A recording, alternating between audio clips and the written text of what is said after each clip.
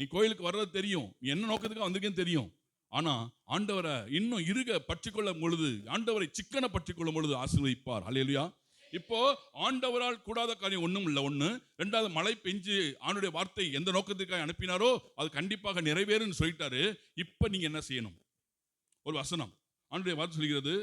1 Samuel 3வது அதிகாரம் 9வது வார்த்தை. அதாவது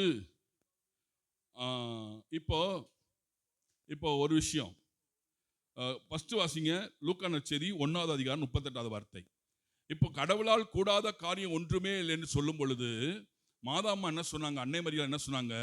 இதோ நான் ஆண்டவரின் அடிமை, உம் வார்த்தையின்படியே எனக்கு ஆகட்டும். அப்ப என்ன ஆகட்டும்னு என்ன சொன்னாங்க?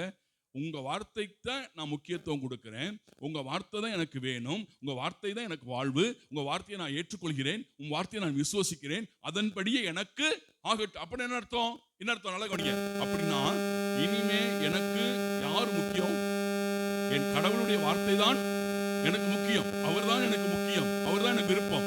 இப்ப கல்யாணம் பண்ணி வந்துட்டீங்க, தாலி கட்டி வந்த பிள்ளைங்க உங்க வீட்டுக்காரர் நல்லா வச்சுக்கிறார், சமாதானமா இருக்கீங்க, சந்தோஷமா இருக்கீங்க. ஆத்தா வீட்டுக்கு போனா கூட எத்தனை நாள் இருப்பீங்க?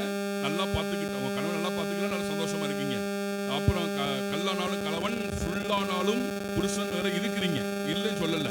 அப்படி இருந்துட்டு 1000 தான் உங்க சொந்த வீட்டுக்கு வந்தாலும், பிறந்த வீட்டுக்கு வந்தா கூட எத்தனை நாள் இருப்பீங்க? 1 நாள், 2 நாள், 3 நாள், இல்ல திருவிழாக்கு 1 வாரம் வந்து இருப்பீங்க, இல்ல லீவுக்கு 1 வாரம் 10 நாள் வந்து இருப்பீங்க. அதுவும் உங்க பிள்ளைகளோட வந்தா மட்டும் இருப்பீங்க. ஆட்டோமேட்டிக்கா உங்க மனசுக்குள்ள எங்க நிற்கும்? அவர் சாப்பிடணும். இந்த எங்க அக்கா வந்திருந்துச்சு, எங்க ஊருக்கு போன வெள்ளி சனி வந்திருந்துச்சு. நான் சொன்னேன், இருந்துட்டு போக்கா, எல்லாரும் வந்திருக்கிறோம், பரவட்டு அடிக்குது, நான் போயே ஆகணும், நான் போயே ஆகணும்.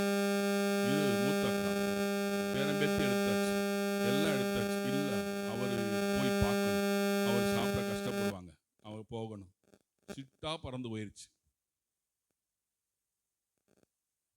சொல்லியும் 10 பேர் சொல்லியும் இருக்க மாட்டேங்கிருச்சு.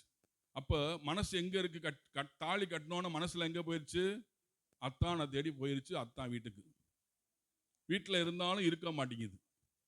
இப்போ நீங்க ஆண்டவருடைய வார்த்தையை கேட்ட பிறகு, ஆண்டவர்கிட்ட நீங்க எப்படி வீட்டுக்காரர் தாலி கட்டினாரோ ஆண்டவருடைய வார்த்தையை நீங்க ஏத்துக்கிட்டீங்கன்னா, உங்க மனசு எல்லாம் எங்க இருக்குன்னு தெரியுமா?